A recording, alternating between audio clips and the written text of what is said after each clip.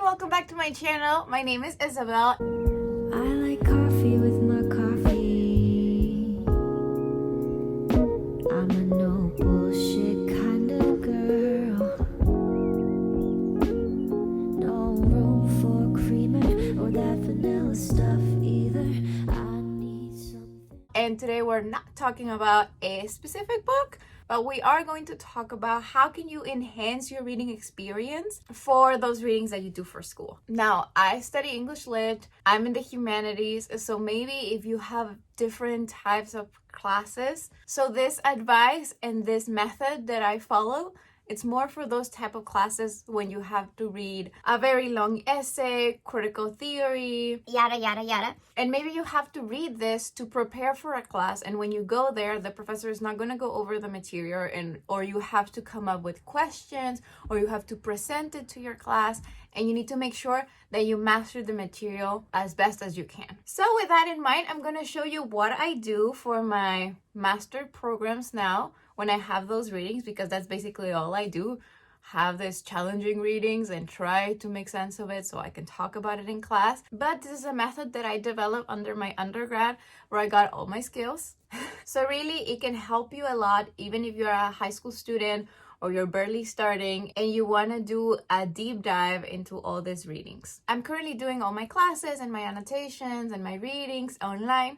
So I do study from my iPad, but you can adapt this method on paper because it was born on paper, at least for me. So I wish you luck and let's start. So the app I use is GoodNotes, but whatever you use is going to be totally fine. What you want to do first is reading your text.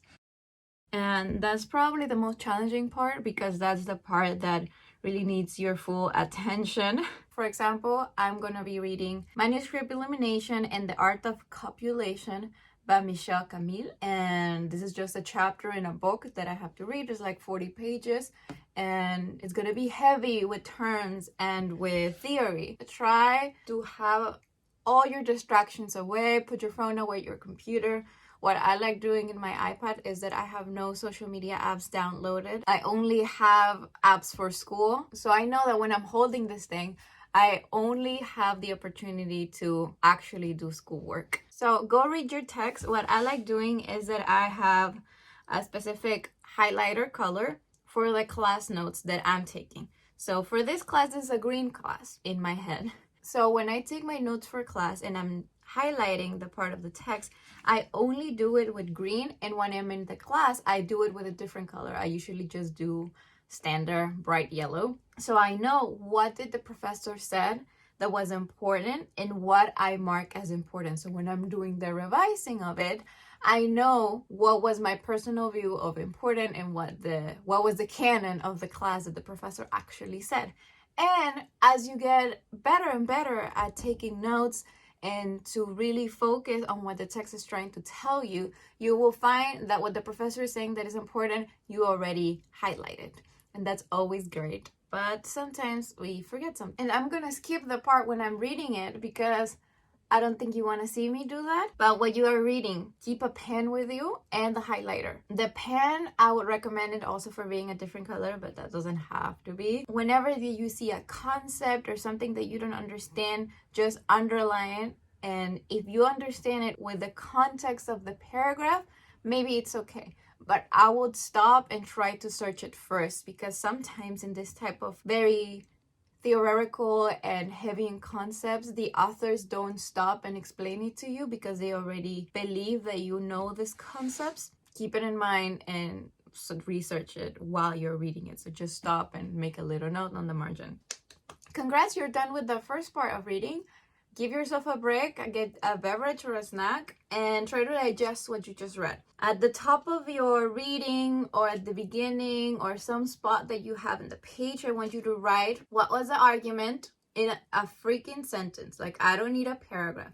Or it doesn't even have to be a sentence. If you can spot the question that your essay, article, chapter, whatever you were reading is trying to acknowledge, what is the thesis, because I doubt it's just nonsense. Try to spot it and write it down at the very top.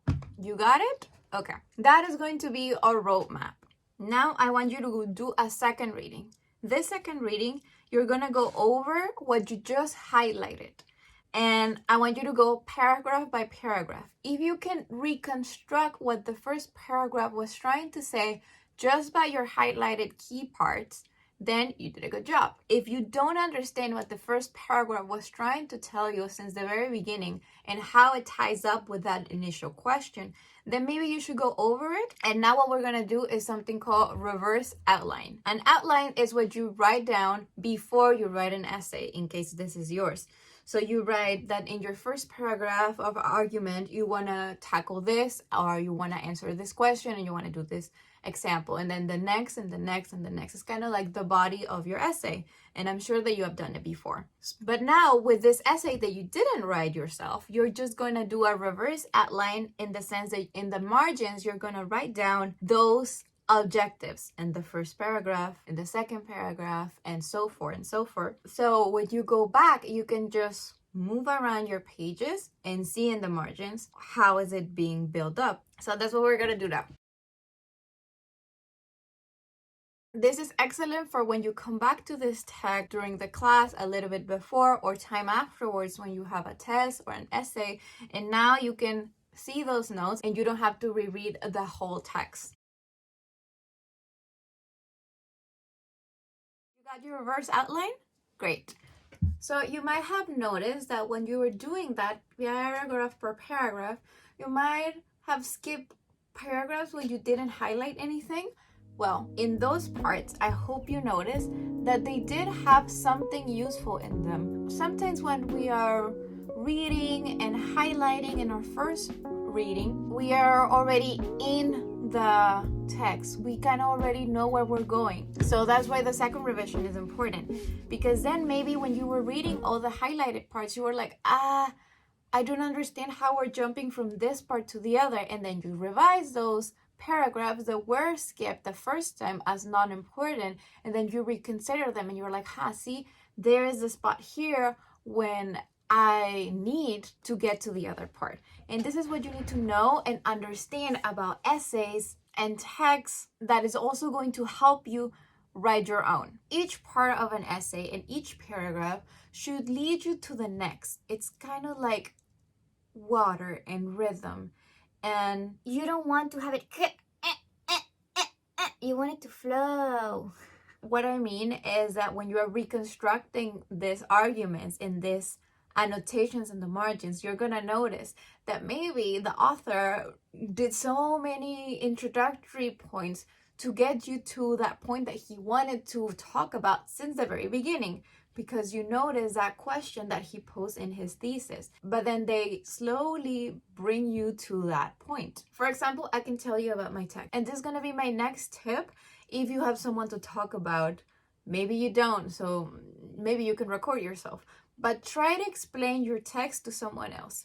Hey mom, I just read this essay about sex in the Middle Ages and how there were these handbooks that were for newlyweds to tell them what's proper, what is improper, and how sex only was seen for procreation. Whatever your text was, try to explain it to someone, try to recreate it in your own words and see if you got it. Next, I hope you take your break after all that talking and all that writing and reading your text now 2 times.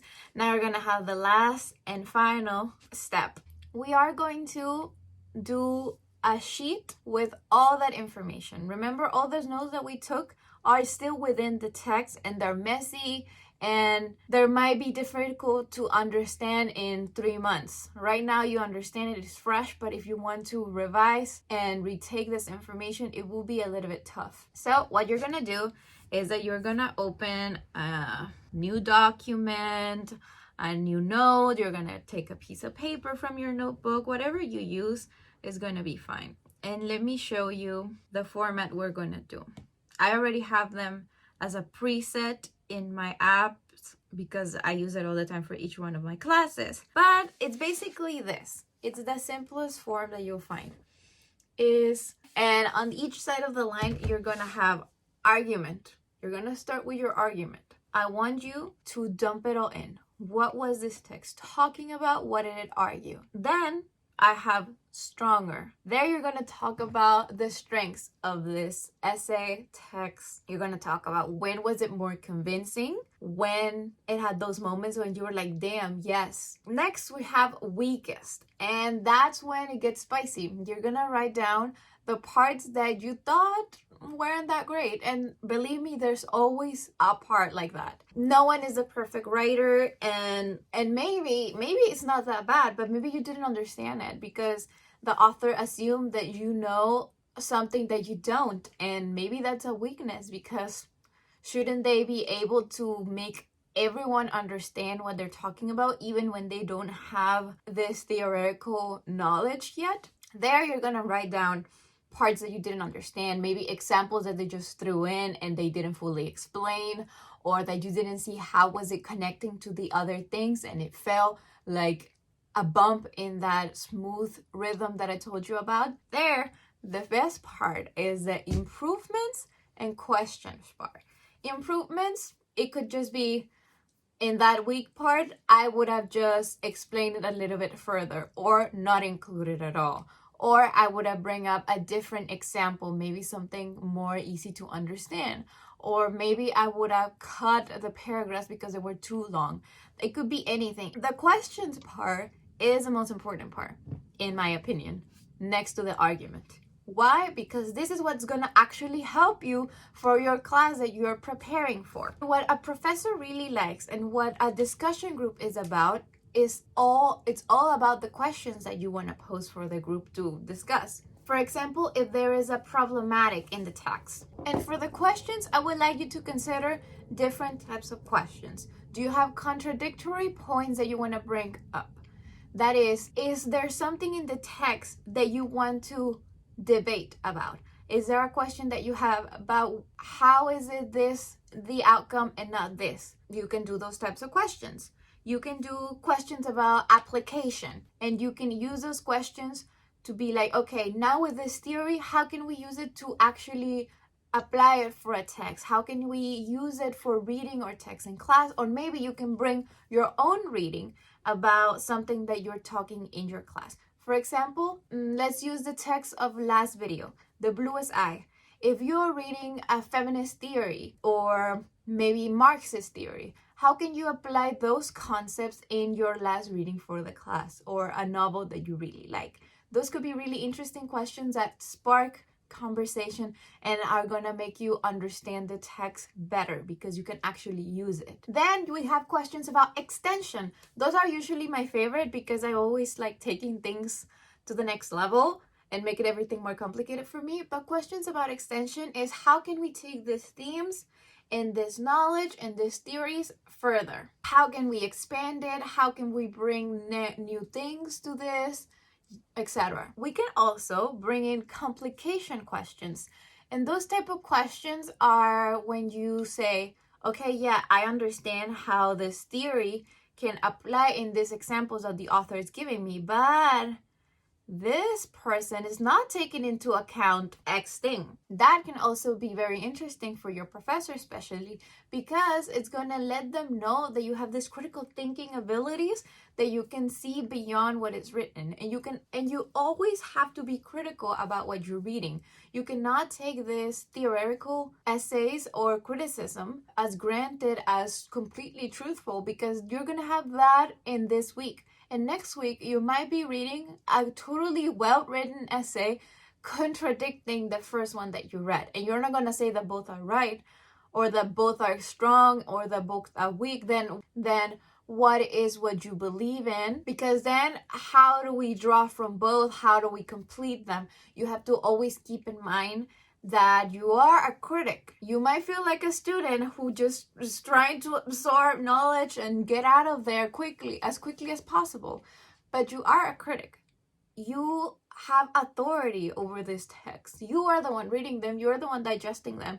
You can say, this was a weak point. You are not taking into account this. We are not considering this other point, this other writer kind of had a good sense in this part, even when the essay as a whole is not convincing. You are the critic. Believe your post. You can also do digression questions, but those I have a little bit of advice against it. What I mean with digression is that you, with this text, it reminds you to something else and you want to take a tangent. That's okay, but maybe for an office hour or something that is not the main class, because then you're gonna have to elaborate on what you actually mean. Maybe the example that you think about and you want to bring up is non-universal by everyone, so you have to explain that. How does it work? And the professor might not like that you are trying to bring tangents to a class that is already planned, or to a class that first needs to understand this theory. So now we're gonna do that. I'm gonna leave you probably the format I use. If you want to copy it can be fancier. You can make boxes, you can use several pages. I would advise you though to try to fit it all in one page. Why? Well, because it's more portable if you have them in paper for once, and the shortest the best. Let's just try to help future you. You don't want future you to be like, I have to read 10 pages of notes about this 40-page essay. It will be better if it's already digested and condensed in one page.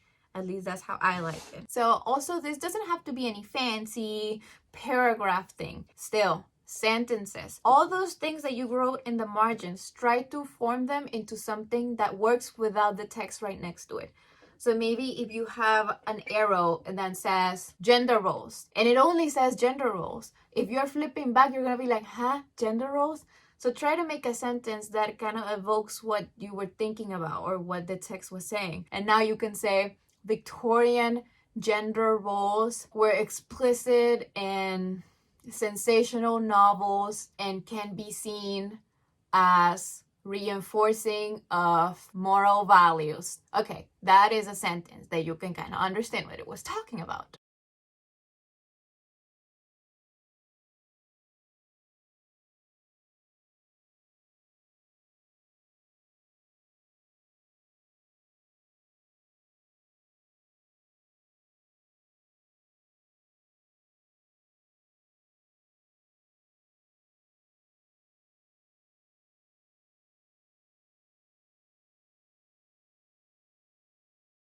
So hey, now you're done. You are super ready for your class. You did your first reading of the text. We did the reverse outline. We did the explanation to someone out loud. And now you have a full sheet with all the different arguments and points that you were reading about that you can consult anytime later on in the future. And it's gonna save you a lot of time if you have an exam or something to prepare. And this might seem like a lot of work, like the first read, that you have to do, but then the second read and the third one and talking to someone and preparing questions. It seems like a lot. I know, I'm overwhelmed the majority of the times, but this is helping your future you. You came to school to learn, and this is to ensure that this information is not just passing by your brain. It's actually being digested and is actually being used. And maybe you won't even need the notes that you're making because of how much time that you spend thinking about it. Now, I want to let something very clear. I know that this is a lot of work and it's going to take you some time doing this. If you don't have all this time because you have a lot of responsibilities and classes to do, pick maybe one or two in a combination. I would recommend you, when you do the first reading, try to do the reverse outline at the same time. If you don't have time for a second reading when you do that, that can take longer, but you are doing two things at once. And that last step of the preparation for class. I know that is always going to be easier not to do this. Maybe you could even get away without doing the reading and just being in class and absorbing everything that everyone is saying. We all done it, and it's okay if you have no other way because you had no time. But I'm going to tell you something. For everything that you're going to do, there's always an easier way, and people are going to tell you to go for the easier way. I remember when I was in college, there was this girl that was her friends, and I tried to talk to her, and she was like, well, I see that you're always studying, you're never going out with us. I'm like, yeah, I'm pretty busy. I have a job, I have full-time school. And she's like, well, what are you studying? It must be so hard. And I'm like, oh, I'm English lit, comparative literature. And she was like, that's not even hard. I could just do that and never do the readings, and I would just bullshit my way through it and be done with it. Like, why do you even work so hard? And of course that made me feel bad, because I was like, am I less smart because I put on so many hours doing this? But then I noticed that I don't want to be like those people. I don't want to just fake my way through the studies I pick, the studies I'm getting loans for, and the studies that I want to do because it's what I love. We all have those moments when we just done with it and we don't want to do it, because not every reading is fun and not every assignment is something that you're going to love. But still, those moments really define you as a person, because you are willing to take your time to do this the right way, and you're just gonna get more out of it. Let those people be the slackers. Let those people feel like they faked and they got everyone fooled. The only people that they're hurting is themselves. And that's all from me. Thank you for watching. This is my first kind of like study video when I tell you what I do.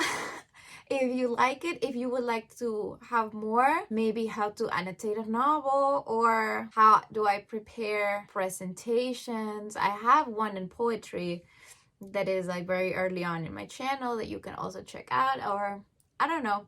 I have a lot of study tips. I was never the best, and I think that helped me a lot growing up. I was never the best. There was always someone that was better than me at everything.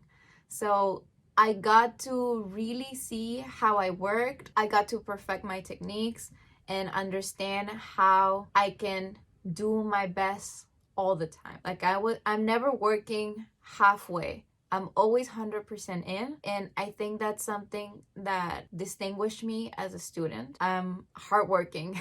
It doesn't just come easy at me. And also, I just want to mention again, you do not have to have the best supplies, the top technology to be the greatest student. You don't have to be the best well-read in the class to have a good opinion, to have a good point, to have a good question.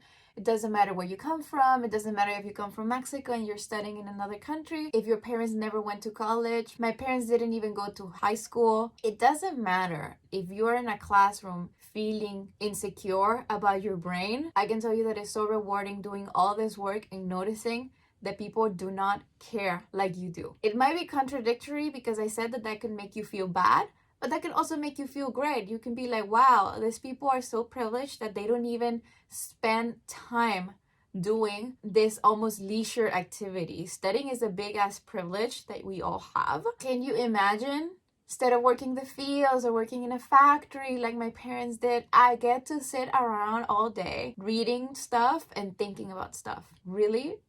That is my definition of pleasure in heaven. So yeah, I hope you feel empowered with these tips. You're gonna build up your own set of tips and of methods. And please leave me a comment down below if you like this video. Give me a thumbs up, subscribe, share this with your friends, whatever you want to do. I'm gonna appreciate it a lot. Keep reading, and when you're not, follow me in all my social media, link down below. My name is Isabel, and thank you for watching. Bye!